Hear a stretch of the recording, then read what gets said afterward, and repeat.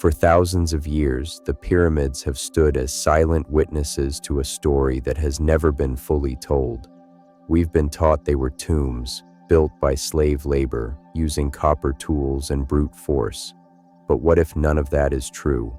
What if the pyramids were never meant to be tombs at all? Mainstream Egyptology insists on a simple explanation, but those who've looked closer, those who've questioned the official story, know there are cracks in the narrative, cracks wide enough to let in a different kind of light. Consider this. Not a single mummy has ever been found inside the Great Pyramid of Giza. Not one. Despite its precise engineering, its mathematical alignment with the stars, and its massive internal chambers, it shows no signs of ever having held a body. That alone should raise questions. But the mysteries go deeper. The Great Pyramid is aligned almost perfectly with true north. Its dimensions encode the mathematical constants of pi and the golden ratio. It sits at the geographic center of the Earth's landmass. These are not coincidences. These are not the results of primitive thinking. They are the fingerprints of intention, of design far more advanced than the history books admit. So who built them, and why? The official timeline says the pyramids were built around 2500 BCE during the reign of Pharaoh Khufu. But there's a problem. The technology available at that time simply couldn't have carved, moved, or precisely placed stones weighing up to 80 tons. Modern engineers have admitted they couldn't replicate the pyramid with current tools and machinery. If we can't do it now, how did they do it then? Could we be looking at evidence of a lost civilization, one that possessed knowledge of physics, astronomy, and energy beyond what we currently understand? Some believe the pyramids weren't tombs. They were machines, devices capable of harnessing natural forces, perhaps even generating energy. The idea may sound far-fetched, but let's not forget, every great truth in history once sounded like madness. As we go deeper into this story, you might notice things others missed. If something stands out to you, don't keep it to yourself. The evidence for an older and more advanced origin grows the deeper you dig, not just metaphorically, but literally. Beneath the sands of Egypt lie layers of construction and design that defy their assigned dates. Erosion patterns around the Sphinx, for instance, suggest exposure to thousands of years of rainfall, rain that hasn't touched that region since long before the official timeline of the pyramids. Geologists, not Egyptologists, have pointed to this anomaly for decades, and yet their voices remain in the background, ignored by mainstream narratives, because to accept their findings would mean rewriting history, and history, once written, doesn't like to be edited. But if the Sphinx is older than we think, what does that mean for the pyramids nearby? Were they built by the same hands, or by those who came even earlier? There are ancient legends that speak of a time before the flood, a time when knowledge was passed down not by books, but by stone, when sound could lift heavy objects, and geometry was a tool of energy, not just measurement. Could these be echoes of the very knowledge used to build the pyramids? Inside the Great Pyramid, there is no decoration, no hieroglyphs, no carvings, no claims of ownership, just smooth stone and harmonic resonance. Some explorers have reported that sounds made in the king's chamber reverberate in unnatural ways, as if the room was designed to amplify specific frequencies. Could this be more than coincidence? Could this be evidence of acoustic engineering, something we've only recently begun to explore? Then there's the strange material found between the stones, a type of cement that's stronger than anything modern construction can replicate, still intact after thousands of years, while our buildings crumble within decades. Who made it? And how did they learn its recipe? The more you question, the less you believe in the simple answers. And maybe that's the point. Maybe the pyramids weren't just meant to be seen, they were meant to be questioned, to survive long enough to whisper across time, "We were more than you think." If you're beginning to sense a pattern in the anomalies, you're not alone. You're part of a growing group who dares to see past the surface. If we allow ourselves to look beyond what we've been told, a new picture begins to form, one that's not built on speculation alone, but on patterns, anomalies, and impossibilities that cannot be dismissed. Across ancient cultures, scattered around the globe, we find structures with eerie similarities, impossibly large stone blocks, laser-sharp cuts, alignments with celestial bodies, and inexplicable construction methods. Machu Picchu, Puma Punku, Baalbek. The Great Pyramid is not alone. It is part of a silent network, one that may have once shared a common source of knowledge. Could this suggest a civilization that spanned continents long before recorded history, one that fell but left behind a blueprint, hidden in stone? Inside the pyramid, the king's chamber, the queen's chamber, and the mysterious air shafts have no proven functional explanation. But when examined through a different lens, a technological one, they begin to make more sense. Some researchers believe these shafts were not for air, but for energy flow, that the granite used in the king's chamber was chosen not for beauty, but for its piezoelectric properties, the ability to generate electricity when under pressure or vibration. Now imagine a structure perfectly aligned with the Earth's magnetic grid, filled with crystalline materials designed to resonate, to focus, to generate. The pyramid as a power plant, not metaphorically, but literally. Sound too far-fetched? Consider this. Nikola Tesla, the father of modern electricity, studied the pyramids extensively. He once said the secrets to free energy could be found not in new inventions, but in ancient ones. He even designed his Wardenclyffe Tower using the same principles: resonance, frequency, earth grounding. Was he reinventing lost science? Even if we don't accept the idea of the pyramid as a power generator, we must ask, why do its dimensions encode the speed of light? Why does its internal geometry mirror the orbit of planets? Why is it located at the intersection of landmass and ley lines? These aren't the results of primitive minds stacking stones. They're signs of intelligence that viewed the earth, the sky, and energy as one interconnected system. When you stop looking at the pyramid as a monument and start looking at it as a machine, everything changes. But if the Great Pyramid was a machine, if it was truly designed to harness natural forces, then who built it? And where did they go? Mainstream historians offer no answers, only silence. They call it coincidence, imagination, pseudoscience. But dismissal is not disproof.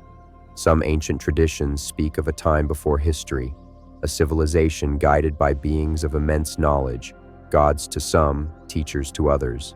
In Egypt, they called him Thoth. In Sumer, he was Enki. In Mesoamerica, Quetzalcoatl. The names change, the pattern doesn't.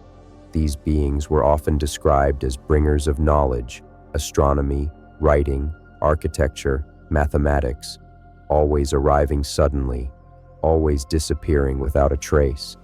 Their teachings became the seed of civilization. But what if those myths were not myths at all? What if they were memories, distorted by time, but rooted in something real? Let's not forget, there are over 2 million limestone blocks in the Great Pyramid, some weighing more than 30 tons, placed with such precision that even a razor blade cannot fit between them. No mortar, no adhesive, just weight, balance, and mathematical perfection.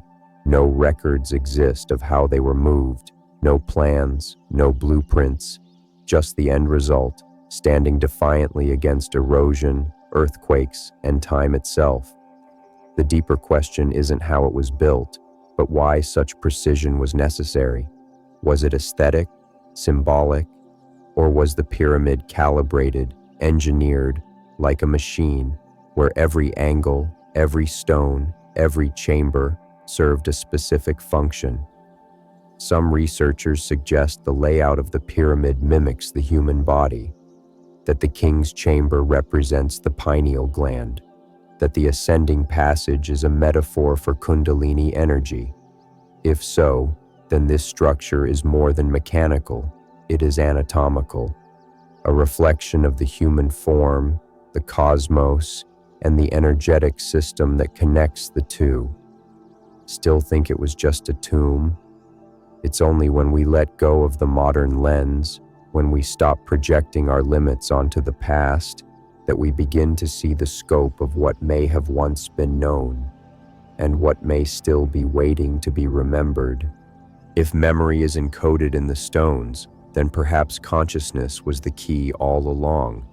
Maybe the builders of the pyramids didn't just possess advanced tools, they possessed a different relationship with reality itself. In ancient traditions, the idea that thought could shape matter wasn't mystical, it was practical. They believed that sound, intention, and vibration could move objects, heal the body, even shift the fabric of reality. And if you think that's just myth, consider this. Modern science is catching up. Experiments in cymatics show how sound frequencies organize matter into complex, symmetrical forms. Quantum physics reveals that observation itself changes outcomes. And emerging research into the mind-body connection hints that belief, pure, focused belief, can alter physiology. So ask yourself, did the ancients understand something we've only just begun to rediscover? The Great Pyramid, with its unexplained energy signatures and resonant geometry, might not be a relic from the past, but a roadmap to a forgotten potential within ourselves. A power that isn't external, but internal, a kind of consciousness technology. Many believe the pyramid initiations weren't just symbolic, they were energetic transformations. That initiates would lie in the king's chamber, in complete darkness, subjected to harmonic frequencies designed to awaken the pineal gland and activate altered states of perception. They weren't worshiping gods, they were becoming something more, something aligned with the cosmos, vibrating at a frequency lost to time.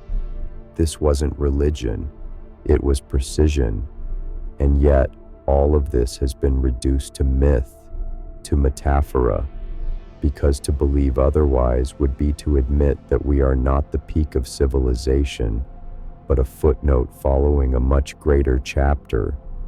What else have we forgotten? What else have we buried under the weight of modern arrogance? If even a part of this is true, if there is knowledge hidden in the blueprint of the Great Pyramid, then it belongs to all of us, and it's time to remember what we were never supposed to forget. If you've made it this far, it's no accident. Most turn away long before this point, not because the evidence is weak, but because the implications are overwhelming. What if our world isn't what we've been told? What if the very foundation of our understanding is built on silence, not truth? The real threat isn't ignorance, it's forgetting. Across history, knowledge has been preserved in symbols, myths, architecture, and yet time and conquest have buried most of it. Libraries burned, cultures erased, texts lost, and still, the pyramids remain, unmoved and unyielding, not just by weather, but by the rewriting of history. But not everything was lost. Some fragments survived, coded in esoteric traditions, hidden in plain sight. waiting for those who can see past the surface. We find parallels in Hermetic teachings, in Vedic science, in indigenous cosmologies. All speak of energy, vibration, balance. They describe the universe not as a cold machine, but as a living field, responsive, intelligent, and interconnected. And still, the academic world scoffs. They demand peer-reviewed evidence, double-blind studies, controlled environments. But what they overlook is that the ancients weren't theorizing, they were experiencing. They weren't looking for proof. They were living the reality we've forgotten how to see. It's no coincidence that many modern inventors and thinkers, Tesla, Jung, Steiner, drew inspiration from ancient knowledge. They understood that progress is not always forward. Sometimes it means looking back, not to repeat the past, but to reclaim what was lost along the way. And here we are now, a digital age flooded with information, but starved for meaning. We scroll, we consume, we forget. But maybe, just maybe, something deep within us still recognizes the resonance, still hears the call. If this message echoes inside you, if it stirs something silent but familiar, you're not alone. That's the hidden purpose of this story, to remind, not convince. The question now isn't whether the pyramids held forgotten technology. It's whether we're ready to remember what we've refused to see. But if this knowledge was so powerful, why was it lost? Or more importantly, was it ever truly lost, or was it taken? There's a reason the pyramids, the temples, and the sacred texts speak in symbols. It's not just poetry, it's protection. Knowledge like this has always been a threat, not to the people, but to those who rule them. A society that understands energy, consciousness, and inner power doesn't need priests or politicians. It doesn't buy into fear. It doesn't worship authority. It becomes sovereign, and that kind of sovereignty cannot be controlled. That's why over centuries, empires rewrote history. They ridiculed the esoteric, banned the mystical, destroyed the initiatory schools. They called it heresy, blasphemy, insanity. But beneath the ashes of dogma and conquest, the symbols endured, not in textbooks, but in geometry, in the stars, in stone. The Great Pyramid, as silent as it is, still speaks. Its very existence challenges everything we've been told about the past and everything we assume about the present. Look at how we build today. Fast, cheap, temporary. Structures meant to serve profit, not purpose. Compare that to a monument that has outlived empires. You begin to understand that the builders of the pyramid weren't just engineers, they were philosophers. They understood permanence, alignment, legacy. Maybe that's what we fear most. Not that we don't know how it was built, but that it reminds us how small we've become, that we've traded depth for convenience, meaning for speed, soul for signal. And still, the pyramid waits, not for tourists, not for treasure hunters, but for those ready to listen. Somewhere in its chambers lies the echo of a different world, one where humanity once touched something eternal, where knowledge wasn't hoarded, but lived. You've already stepped into that memory, and if you've stayed with this journey so far, you're no longer just a viewer. You're part of the remembering. There's something strange that happens when you stare at the pyramid long enough, not with your eyes, but with your attention. It begins to stare back. It's not just a structure, it's a mirror. The longer you reflect on it, the more it reflects you, your assumptions, your doubts, your potential. Maybe that's the hidden function of the pyramid, to awaken something dormant inside of us, not just to provoke questions about the past, but to activate something in the present. Think about it. The pyramid has no instructions. yet it teaches. No voice, yet it speaks. And perhaps its greatest lesson isn't about blocks or angles, but about memory, collective memory, spiritual memory, the kind of memory that lives in the silence between facts. And in that silence, something stirs. Every age has its sleepers, those who pass through life obeying, consuming, forgetting. But every age also has its watchers, the ones who stop, who feel, who ask, and those few become bridges between what was and what could be again. If the ancients left us a message, it wasn't a warning. It was an invitation, not to fear the unknown, but to re-enter it, to walk the path backwards into mystery, not to escape reality, but to rebuild it from its true foundation. We've mistaken the pyramid for a puzzle, but it was never meant to be solved. It was meant to be felt. And if you're still watching, still listening, then maybe you've already felt it. That whisper that cuts through the noise, that pull towards something deeper, something older than language. The Great Pyramid will outlast us all. It doesn't need your belief, but maybe you needed its presence. So pause. Let this question echo inside you. What else have we misunderstood, simply because it didn't fit what we wanted to believe? And now, imagine what else is waiting, just beyond the veil of what we call history. The deeper you go, the quieter it gets. That's how you know you're close to something real. Truth doesn't shout, it waits. And beneath the stone, beneath the dust, beneath the centuries of silence, the pyramid is still waiting for someone to see it not as a monument, but as a memory. Because the real technology wasn't just in the stonework, it was in the mind that conceived it. A mind not divided by ego, fear, or scarcity, but one that saw the earth and sky as a single equation, that saw energy not as something to consume, but to harmonize with. We've tried to recreate that harmony in machines, algorithms, systems, but the pyramid didn't need electricity, it didn't need screens, it needed silence, alignment, intention, and maybe that's why we've forgotten. In a world addicted to speed, mystery dies in the rush.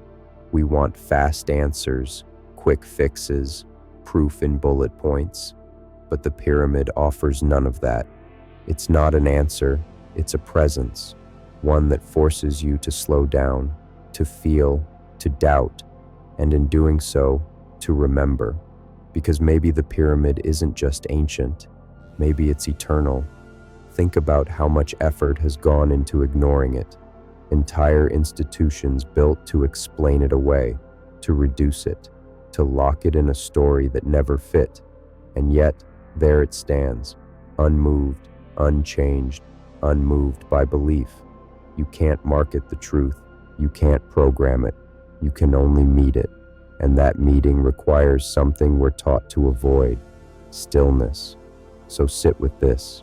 What if the Great Pyramid is the last remaining proof that humanity once touched the divine, not in myth, not in metaphor, but in mathematics, stone, and sound?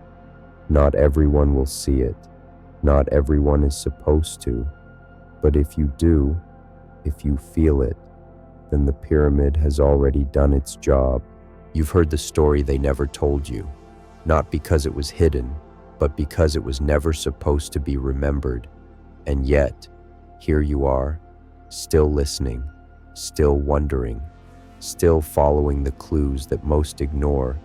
You've walked with the ancients through the corridors of time. You've stood in silence beside the stones that defy explanation.